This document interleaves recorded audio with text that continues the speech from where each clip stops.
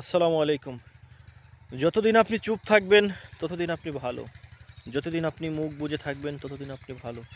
যতদিন আপনি ভালোকে ভালো আর মন্দকে মন্দ এই জিনিসটা না বলবেন ততদিন আপনি ভালো। যতদিন আপনি অন্যায় দেখেও না দেখার ভান করবেন ততদিন ভালো।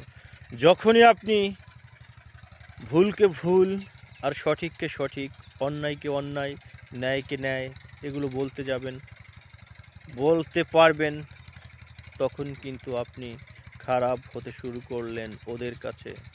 যখনই আপনি ভুলকে ভুল আর সঠিককে সঠিক বলবেন তখনই দেখবেন আপনার শত্রু হয়ে গেছে। যখনই আপনি অন্যের গোলামি করতে চাবেন তখন আপনি ভালো। যখনই আপনি আহ, সেই গোলামি বাদ দিয়ে আপনি মালিক হতে চাবেন তখন আপনাকে পা টেনে ধরবে নিচের দিকে।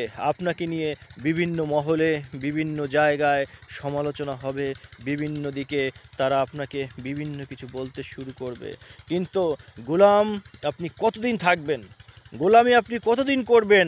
আপনার কি মালিক হতে ইচ্ছে করে না? অবশ্যই মালিক হতে ইচ্ছে করবেন।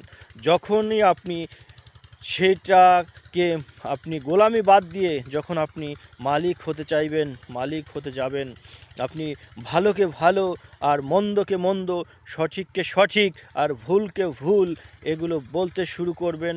যখনই আপনি জেনে যাবেন তখনই দেখবেন আপনার পিছনে, আপনার সামনে, আপনার ডাইনে, আপনার বামে শত্রুর অভাব থাকবে না। তারপরেও কিন্তু থেমে থাকা যাবে না। যখন আপনি বুঝতে শিখবেন যে এটা ভালো তখন সেটাকে ভালো বলবেন, যখন আপনি বুঝতে শিখবেন যে এটা খারাপ তখন তাকে খারাপ বলবেন। অর্থাৎ ন্যায় অন্যায় এই দুটোকে যখন আপনি পৃথক করা শিখে যাবেন তখন কিন্তু আপনি প্রকৃত একজন মানুষ হবেন। কিন্তু আপনাকে কিন্তু তখন অনেকেই শত্রু মনে করবে।